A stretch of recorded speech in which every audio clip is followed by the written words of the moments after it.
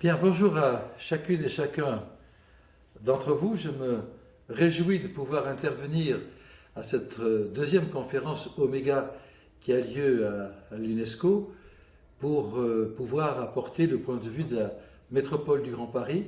Je me réjouis d'abord que cette conférence ait lieu.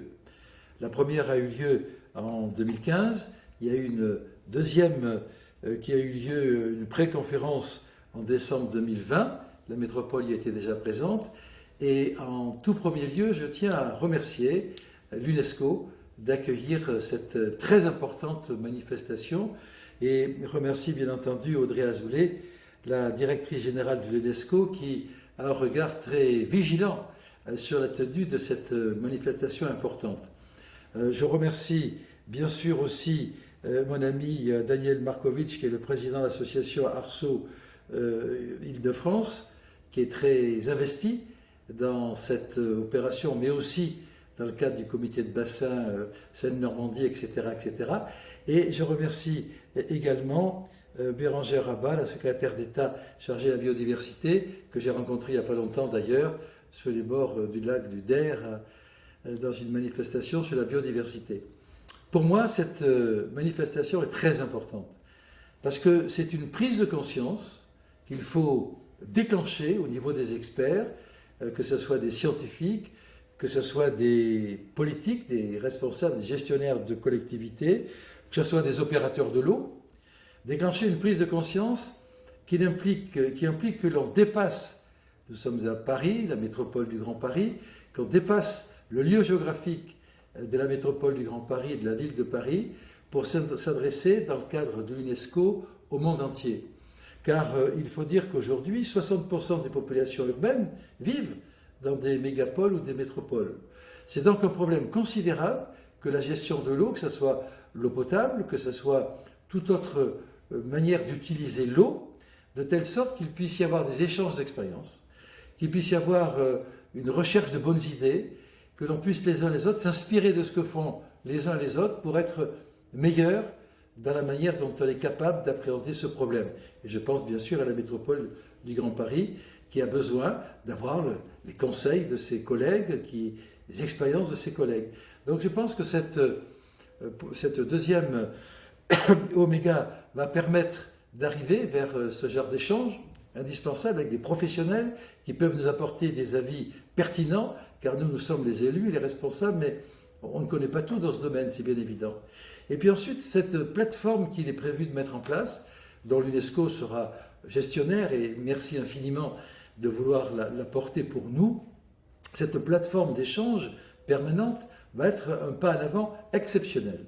Et je souhaite vivement qu'au terme des discussions que vous allez avoir, on puisse prendre cette décision, car cette manifestation prévoit de réunir, bien sûr, les scientifiques, les professionnels de l'eau et les élus que nous sommes pour ces échanges tels que je viens de le dire. Mais des échanges qui, s'il vous plaît, doivent aboutir à des décisions. Ce sont des échanges qui sont des dialogues, des discussions, des confrontations, il peut y avoir des avis divergents, mais qui doivent aboutir à des propositions concrètes. Et il faut que ces propositions concrètes, qui seront certainement le résultat de cette deuxième conférence Oméga, permettent aux élus que nous sommes de prendre des décisions concrètes. Si ces propositions sont réalisables, eh bien que nous puissions les réaliser. Alors je termine sur le rôle de la métropole du Grand Paris, qui n'existe que depuis 5 ans.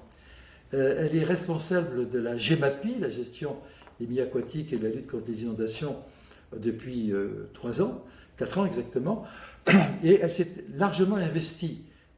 On a levé la taxe GEMAPI pour se donner des moyens financiers, on gère une centaine de kilomètres de digues, on s'investit dans la lutte contre les inondations, bien entendu, pour les villes concernées, on aide nos maires et nos communes dans le cadre des difficultés qu'elles rencontrent.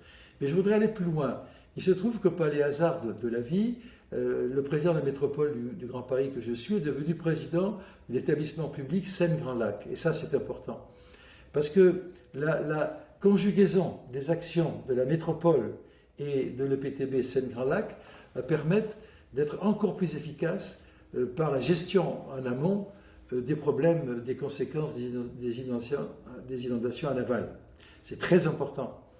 en train, avec le PTB Seine-Grand Lac, de lancer des opérations importantes pour créer des zones d'évacuation des crues, des ZEC, tout le long des cours d'eau, de telle sorte que les élus locaux, les EPCI, les établissements publics intercommunaux s'investissent et que l'établissement public Seine-Grand Lac leur apporte des subventions, une ingénierie pour les aider à réaliser ces travaux. Parce que plus de travaux seront réalisés en amont, plus ça les protégera, bien sûr, toutes ces populations qui vivent en amont de Paris, mais cela protégera également la ville de Paris et la métropole du Grand Paris. Donc ça veut dire que ce sont des actions intelligentes qui doivent permettre des collusions entre les différents responsables pour qu'il puisse y avoir une concertation permanente et des travaux efficaces qui servent aux uns et aux autres. Je termine par le fait que nous investissons sur le casier pilote de l'Abassé. Nous avons 4 grands lacs aujourd'hui qui retiennent à peu près 900 millions de mètres cubes d'eau. Et le casier pilote qui va être créé pour les Jeux Olympiques va retenir, lui, 55 millions de mètres cubes d'eau et va avoir des effets au niveau de 400 millions de mètres cubes d'eau exactement sur les crues qui interviendront. Donc c'est considérable. Et on veut qu'il soit terminé pour les Jeux Olympiques qui ont lieu en 2024, comme vous le savez.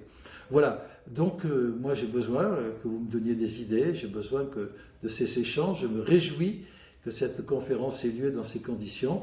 Je vous remercie toutes et tous, ceux qui participent à son organisation et celles et ceux qui vont participer à son succès. Et encore une fois, merci à Audrey Azoulay, la directrice de l'UNESCO, de nous offrir ses locaux, de nous offrir son soutien dont on a bien besoin pour cette grande cause pour laquelle tous, on va se battre ensemble. Merci.